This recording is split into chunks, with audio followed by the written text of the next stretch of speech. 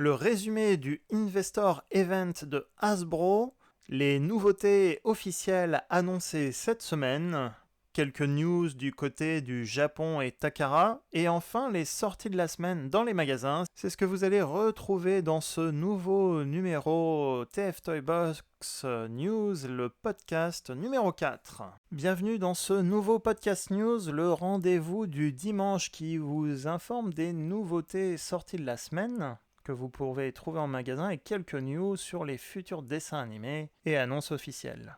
Pour les nouveaux qui découvrent la chaîne, il y a plein de revues Transformers, Studio Series et War for Cybertron sur la chaîne à consulter, mises en ligne toutes les semaines. N'hésitez pas à vous abonner à la chaîne et activer la petite cloche pour recevoir automatiquement les futures vidéos. Et à tous, n'hésitez pas à laisser un petit pouce positif ou un commentaire si ce format vous plaît. Et c'est parti pour cette semaine chargée en news. On commence par le Hasbro Investor Event, le rendez-vous annuel des investisseurs, mais où il y a eu de nombreuses annonces et rappels sur les différentes séries Transformers. Première nouvelle, Cyberverse continue, il y a des nouveaux produits pour cette année qui vont sortir. On sait déjà qu'il y a 2 films, c'est-à-dire 2 formats longs de dessins animés qui sont prévus pour cette année. C'est-à-dire qu'ils vont durer plus de 11 minutes chacun. Deuxième nouvelle, on a une idée enfin de la sortie de War for Cybertron Kingdom, la 3e partie de la trilogie War for Cybertron, et ce sera donc courant juillet. Plus d'infos très bientôt, mais on a au moins une estimation de la sortie de la dernière saison de 6 épisodes, et les figurines sont en train de sortir en ce moment même dans les magasins en France et dans le monde. Petit pic de rappel aussi avec le nouveau film. Un film est en cours de développement et sortira l'année prochaine en 2022, avec, on imagine, les produits dérivés qui vont avec. Mais en quelque sorte, les 2 grosses annonces sont tout d'abord une nouvelle série Transformers pour Netflix avec les fameux BotBots, les petits personnages qui se transforment en objets de la vie de tous les jours.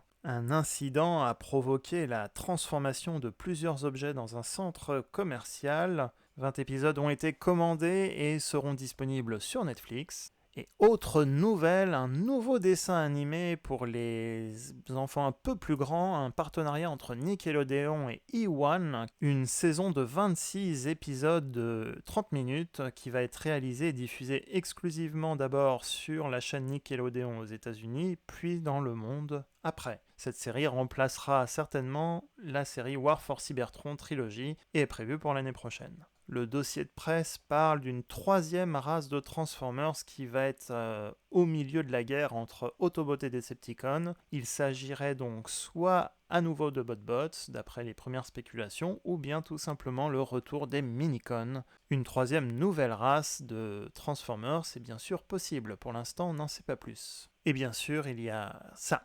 Mais ça, c'est plus pour les parents qui veulent offrir des Transformers à leurs enfants, un Jumbo Jet Transformers Optimus Prime. Une grosse liste d'annonces, du coup, qui a surpris certaines personnes. En tout cas, je pense qu'on en saura un peu plus sur les nouveaux dessins animés une fois que les épisodes de Cyberverse et de War for Cybertron Kingdom seront sortis. Ça fait beaucoup d'actualités à gérer. On sent une petite montée en puissance de Transformers pour couvrir à peu près tous les âges, commençant des petits dessins animés pour enfants jusqu'au film, bien sûr, qui est attendu pour l'année prochaine.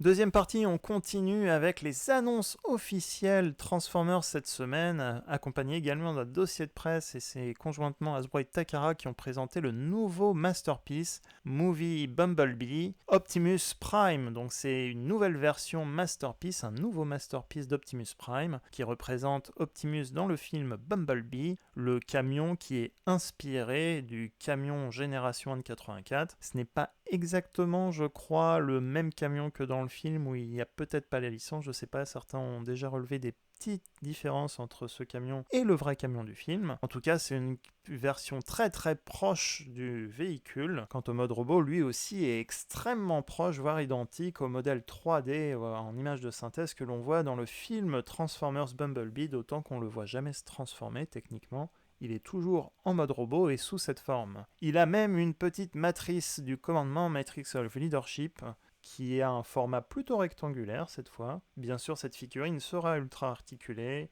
est à l'échelle des figurines Masterpiece, Il a son Ion Blaster iconique et est présenté dans la boîte Collector Masterpiece habituelle. À suivre donc pour la sortie de cette figurine en août 2021. Nouvelle sortie cette fois dans la gamme War for Cybertron Kingdom et plus précisément la gamme Select.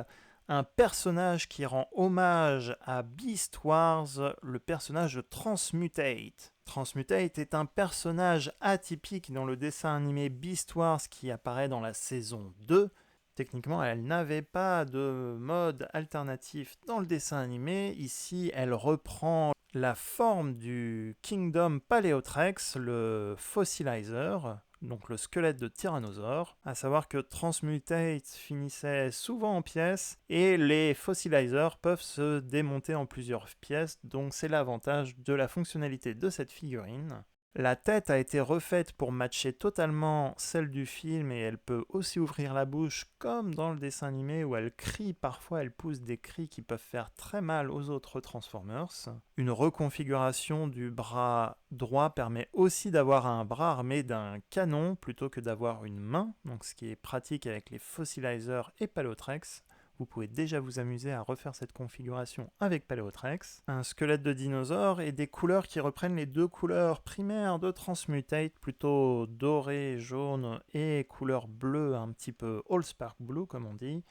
Figurine deluxe donc qui va plaire à une niche de fans Transformers et particulièrement Beast Wars et également aux fans de Kingdom qui aiment bien les fossilizers. Il y avait déjà une figurine au format bulle de figure qui était sortie il y a plus de 10 ans et une figurine du club Collector Transformers qui était sortie mais qui sont plutôt chères. Cette figurine Génération Select est donc l'occasion d'avoir à un prix à peu près normal ce personnage. Le Collector Club avait fait une figurine déjà de ce personnage. Je ferai peut-être une rétro-review d'ici le mois d'août pour vous présenter le personnage. En tout cas, sorti pour le mois d'août, et l'avenir nous dira si on aura droit à quelques précommandes en France pour pouvoir l'obtenir également plus facilement. Et pour les intéressés, j'avais passé en revue le Paleotrex dans un live et je ferai certainement une revue complète de cette figurine. Je vous remets le lien en description et en haut de cette vidéo du live pour vous donner un aperçu de cette figurine qui est la base de Transmutate. Autre photo révélée par Takara cette semaine, un des prochains masterpieces sera Skids, le personnage de Génération 1. Cette fois, on quitte l'univers des films, mais on va revoir quelques images tout de suite après. Les nouvelles justement du Japon, une nouvelle mineure, puisque le Takara a publié le manga en ligne Génération Select qui s'appelle Final Chapter. Ça veut dire peut-être que c'est la fin des exclusivités Génération Select, vu que c'est le dernier chapitre.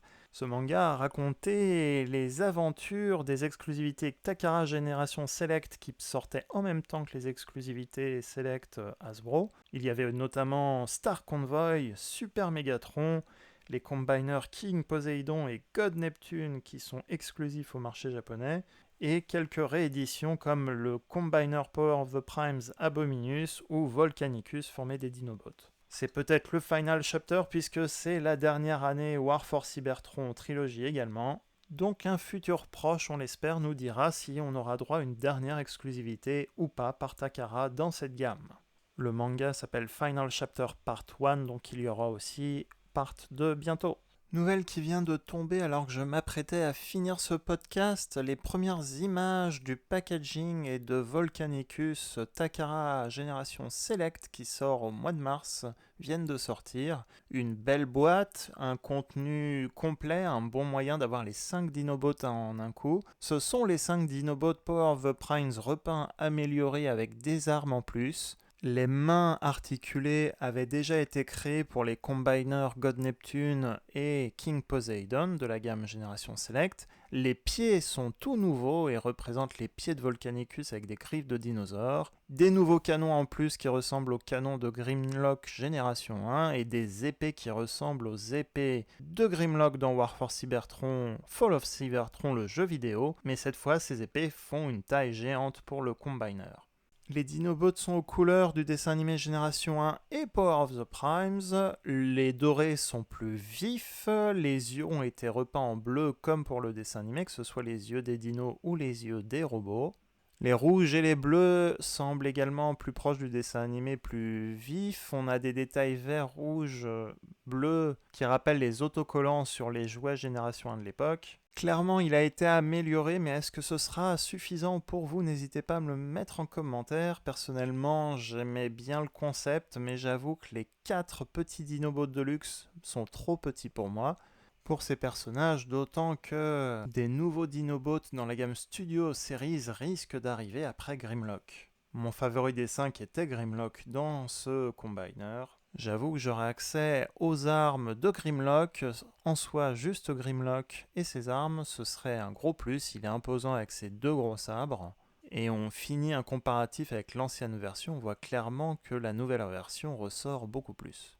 En photo en tout cas. On continue avec des images du magazine japonais Figure King qui nous révèle justement en exclusivité d'autres photos du Masterpiece Kids. On a quelques photos supplémentaires du mode robot et également quelques photos supplémentaires de la voiture, du mode voiture de Skids. Takara nous révèle aussi de nouvelles photos de Ultra Magnus et Inferno de la gamme Kingdom. On va reparler très vite d'Inferno tout de suite après. Figure King nous remontre également des nouvelles photos, images des studio series du film, notamment Starscream tiré du film Bumblebee Movie. On a quelques nouvelles images de Dino, qui est tiré du film Dark of the Moon, un look du mode robot proche du film et un mode voiture un peu moins proche certainement parce qu'il n'y a pas eu d'accord de licence entre les différentes parties. Et également de nouvelles images des 2 core classes Megatron et Starscream de la gamme Kingdom, donc ces petites versions ne sont pas encore sortis sur le marché japonais, mais sortent en ce moment en France. Pour les intéressés, justement, la revue de Core Class Megatron est déjà en ligne sur la chaîne. Je vous remets le lien en description et en haut de cette vidéo si vous voulez revenir ici et la consulter plus tard. Enfin, pour les sorties internationales et françaises dans les magasins, pas grand chose à dire cette semaine. Il y a tellement eu d'annonces les 2 dernières semaines, avec l'arrivée surtout en France d'ailleurs et en Europe, des figurines Deluxe Kingdom, Air Razor, Uffer et Ractonite, avec aussi Arcee, présent en ce moment à King Jouet. Mais après Jouet Club, apparemment c'est Pickwick qui reçoit également des nouveaux stocks des figurines Voyager Kingdom Vague 2, Inferno et Dinobot. Inferno est donc un repeint modifié de Grapple qui se transforme en camion-pompier. Quant à Dinobot, c'est le fameux Vélociraptor de la série Beast Wars qui va être un Predacon ici. Je remercie d'ailleurs Logan qui a réussi à m'en trouver un et je vais bientôt le recevoir pour le passer en revue sur cette chaîne. Merci Logan. Les leader class font aussi petit à petit leur chemin et côté Studio Series, c'est Amazon qui a fait feu en premier entre guillemets avec Hot Rod. Hot Rod est en stock en ce moment. C'est tout simplement pour moi une figurine Masterpiece adaptée à la gamme War for Cybertron ou la gamme Génération de façon générale. La vidéo a été mise en ligne cette semaine. Pareil, je vous remets le lien en description et ici dans cette vidéo si vous voulez la consulter plus tard. Pickwick a également reçu des stocks de Studio Series Blur. J'ai eu que des infos sur Blur à chaque fois qu'on les a remontés. Make-up a bien été trouvé également en magasin et Jazz et Blur ont été trouvés notamment à Cdiscount pour 25€, moins de 25€. Je vous préviens également, la revue de Jazz est en préparation. Elle sera postée très prochainement sur la chaîne et je vous mettrai le lien ici également en description de cette vidéo quand elle sera finie. Enfin, pour ceux qui ne l'auraient pas trouvé encore, les figurines Siège Leader Class, Ultra Magnus et Shockwave sont également stockées en ce moment sur Amazon au prix de 50 à 55€. Je vous mets comme d'habitude les liens d'achat en description de cette vidéo. N'hésitez pas à les utiliser pour faire des achats groupés et en même temps ça permet de soutenir un petit peu la chaîne. Si vous aussi vous avez trouvé d'autres nouveautés dans des magasins différents, n'hésitez pas à les laisser en commentaire, en description de cette vidéo. C'est important pour tous les abonnés qui consultent ce format podcast. Et ça pourrait également vous apprendre des sorties dans votre région ou vos magasins. Si cette vidéo vous a plu, n'oubliez pas avant de partir de laisser un petit pouce positif avant de partir sur cette vidéo. Ça aide beaucoup pour cette vidéo et la visibilité de la chaîne. Et pour les nouveaux qui ne l'ont pas encore fait, n'oubliez pas de vous abonner à la chaîne et d'activer la petite cloche pour recevoir automatiquement les futures vidéos dans votre feed. Le nombre d'abonnés continue de grimper. Je vous remercie de suivre cette chaîne en tout cas et de participer en commentaire aux vidéos. Si vous voulez voir des revues spécifiques de figurines, n'hésitez pas également à le laisser en commentaire de ces vidéos. Merci à vous et rendez-vous dimanche prochain pour le format podcast news et dans la semaine pour les nouvelles revues vidéo, Transformers ou autres. Sur ce, à très bientôt!